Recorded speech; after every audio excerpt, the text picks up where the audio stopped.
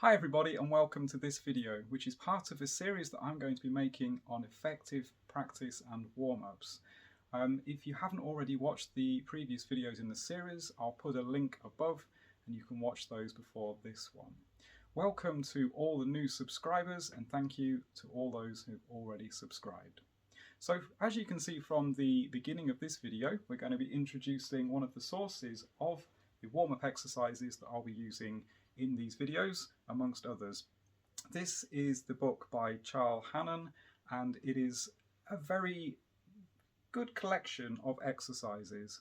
There's a lot of debate over the years as to whether technical exercises are actually the most effective way of getting better at playing or strengthening your finger coordination.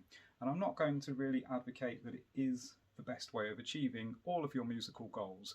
However, it is very good at helping us to warm up, as I've mentioned in these videos. Now, this book was published in 1873 and it's been a standard for a lot of piano teachers over the years because of the collection of exercises that it contains and how useful they are for achieving lots of different things. Now, it's available for free online. Some of the exercises are there for you to just download and have a look at in a variety of keys. And I'll put a link in the description beneath so you can actually find those and you can use the music if it helps you. I'll be videoing all of the exercises that I play from the top down as before, so you can also play along with those later in the video. I'll be using exercise 6 today for those that want to have a look at this, and it will be in C major. This exercise really helps with strengthening finger coordination, especially on the outside fingers of each of the hands, which tend to be the trickiest ones for people to use. So it'll be very helpful for that, and also just as a good warm-up for us as a couple of minutes at the beginning of all our practice sessions. Later in this video, I'll also be talking about breaking down the tasks that we need into learning a piece of music, and we're going a bit more in depth into one of those. I'll be taking that piece of music from another favourite collection of mine, which is the Classics to Moderns Book 1, and I'll be using the Gavotte by Handel. Let's start though with a warm-up. Okay, so today's warm-up exercise, which again is Hanon number 6 in C major, is going to start with our thumb on a C and our little finger on an A, which is the same setup as from the previous video, and it's going to look like this for the right hand. One rotation of the pattern will look like this.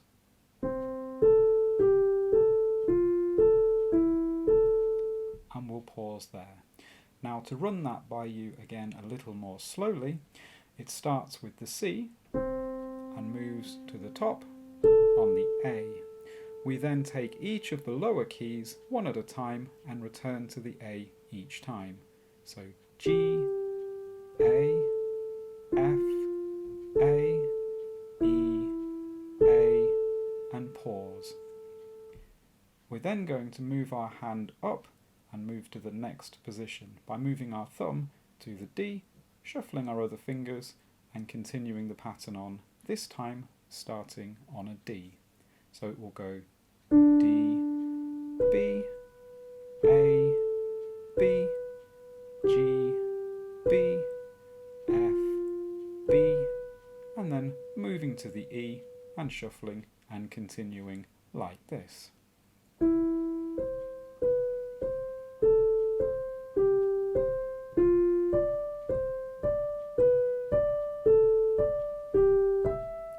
All the way up until your hand has reached the new octave of C.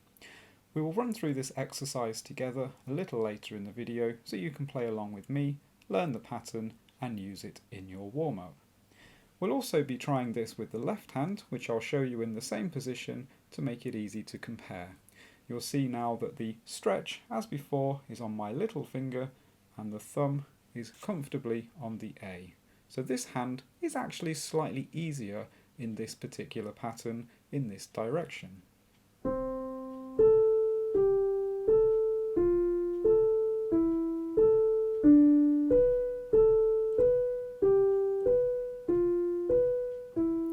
etc. So We'll run through each of the hands, but what we'll also be doing with this later on, as before, is seeing some alterations and some more difficulty levels that you can add to it. So here is a play-along version for you of Hanon number 6 in C major, ascending with the right hand.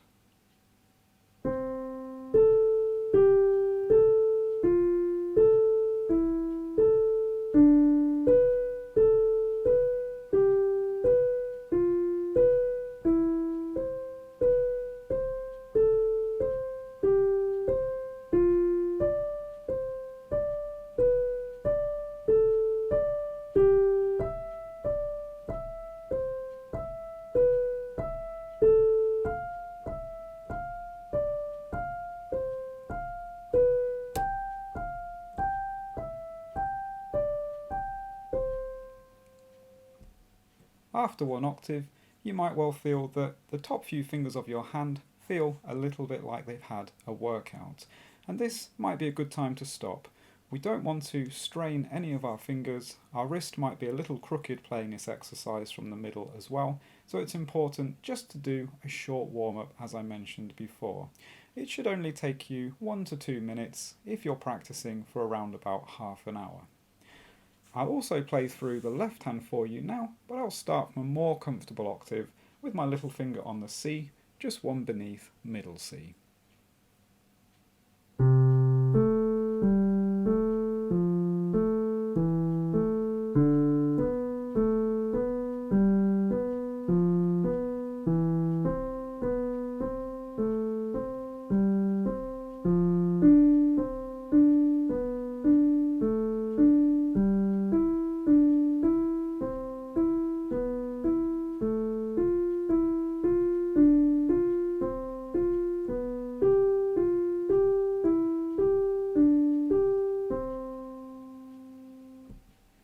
And that completes one octave of each hand for Hanon number 6 exercise.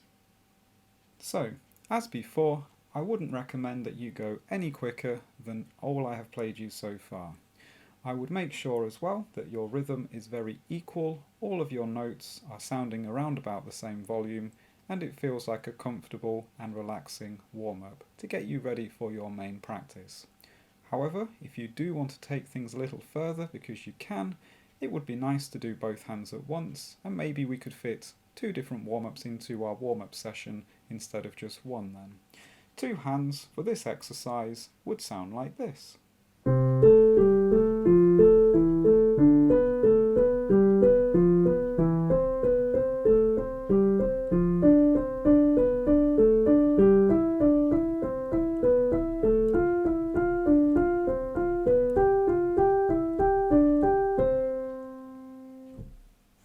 If you want to take things a little bit further, it's also a good opportunity for me to introduce the idea of accentation.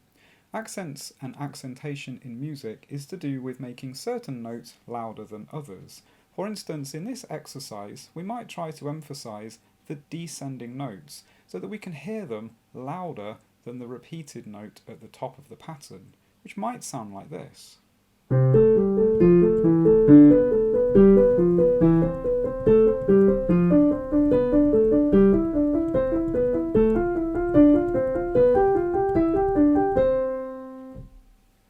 And that can be quite an interesting challenge to see if you can bring certain notes out of the pattern to be louder than others. As a finale then, we'll also look at the dotted rhythm versions of this particular exercise. To do a normal dotted rhythm, we'll play it like this.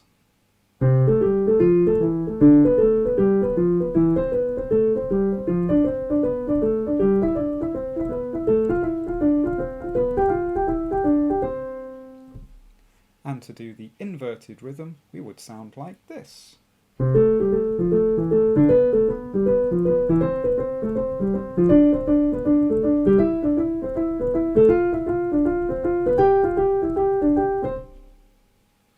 We could also try a staccato version, but I think this time I'll add a little bit more difficulty by trying to slur into the staccatos and see if we can help ourselves to improve that texture type.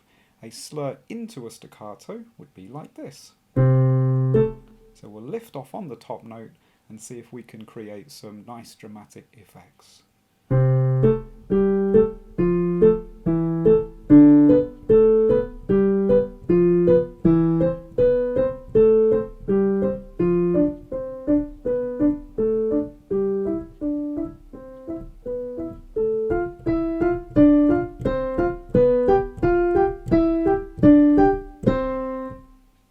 You can also, as I did there, experiment with your dynamics, which is the volume of the music, trying to get louder and quieter and see how that affects the overall feeling of the music. I hope you've enjoyed playing along with me and trying out some of these different variations for your 1 or 2 minute warm-up session before you practice. Next, I'm going to play and practice the Gavotte, which is by Handel. Now, this one is taken from the Classics to Moderns book, number 1, and is on page 5. There are lots of gavottes by Handel, so if you don't have this book, it might be tricky to find. The gavotte is a French dance in origin, but has spread round the world during the 16th to 19th centuries. This particular one, probably taken from the 18th century style, starts in the middle of a 4/4 bar and is a moderate pace of dance. The first line is the line we're going to look at, and it sounds like this.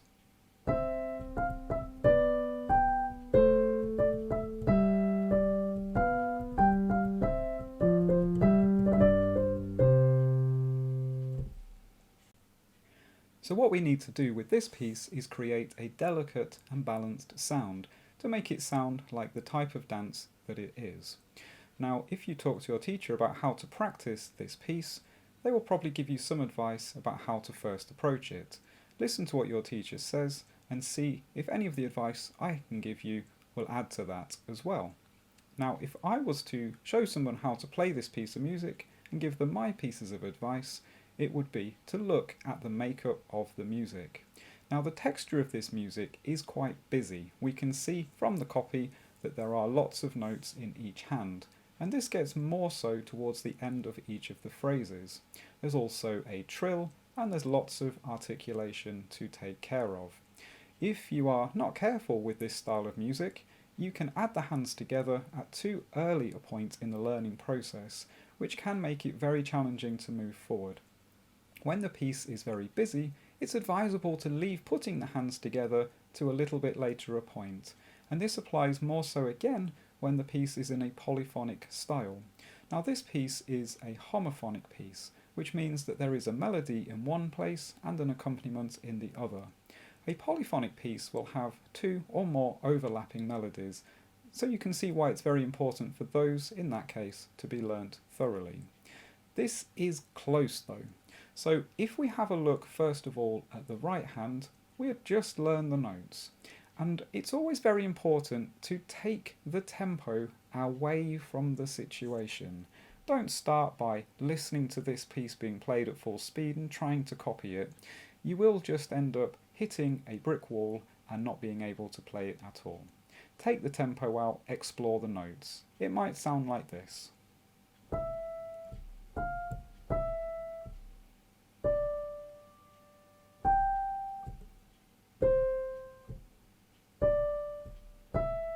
And so on. Just take your time to go through the notes and don't worry too much at all about whether you're taking too much time or too little time in the rhythms. You will add those in the next step. It's also very important to focus on movements. Don't be afraid of looking down when you can during this particular part of the learning process. Often people are advised not to look down too much because it hinders their reading, which is absolutely correct at the later stages. But at this point, we want to see our hands going in the right places, comparing that to the music, making sure the fingers are doing their jobs and our hand is not moving where it shouldn't do. The left hand then, equally, moves around a little bit more at the end of the line. The last 2 bars sound like this. And there are a lot of movements in there to get right, so I will take it slowly and check. Bringing my thumb down, checking where it goes, springing down the octave, and finishing on the C. When you are springing down an octave, it's important to know that if you can't quite reach and it's a bit of a stretch, you can let go of the top note and glide your hand in an arc across the keys, and that will help you to get used to doing what you need to do for that tricky octave jump. When you can play both hands separately without really thinking too much about it, you are then ready to start putting the hands together. You can test this at any point and you'll know if it's too difficult. Perhaps if you hear this,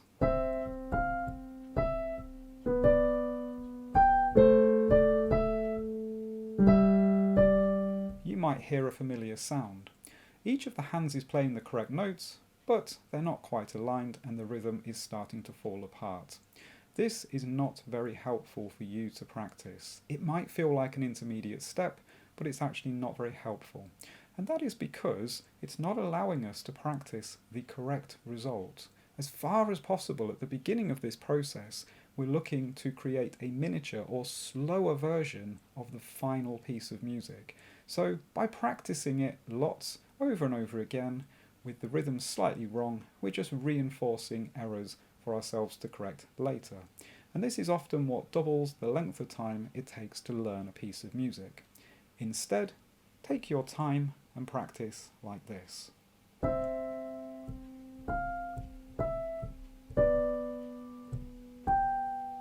You may need to subdivide the beat and count in quavers. 1, 2, 3, 4, 1, 2, 3, 4. This will help you keep to a steady tempo and not overspeed. Now, once I can achieve this, I'm ready to speed the piece up gradually as it works for me. Lastly then, we're going to have a look at the trill at the end of line 1. This trill also appears at the end of lines 2 and 4. And as we play through the trill, I'll teach you how to read and play in this particular style. So the trill at the end of line 1 goes like this.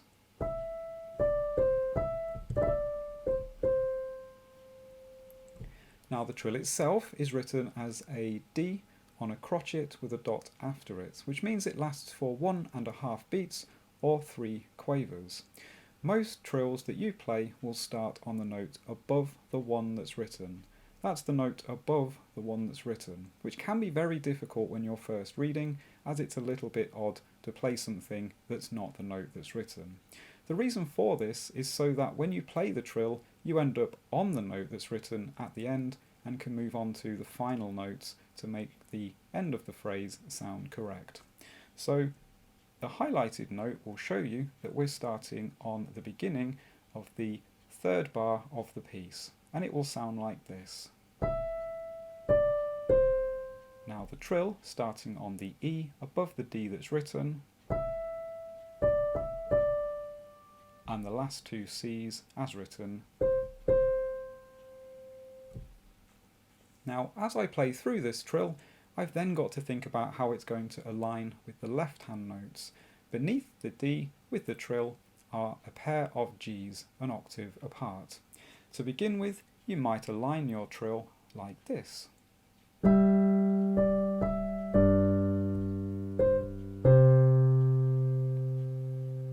And that will make a very nice ending to your line when played at speed like this.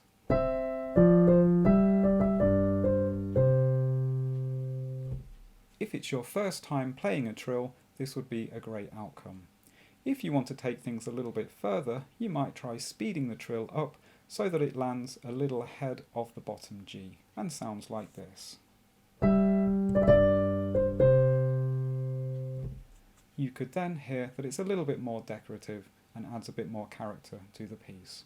It's common in the times of Handel and Handel's music to make the right-hand trills sound a little bit like a trumpet is playing them, as it was a common feature of the orchestral music of the time.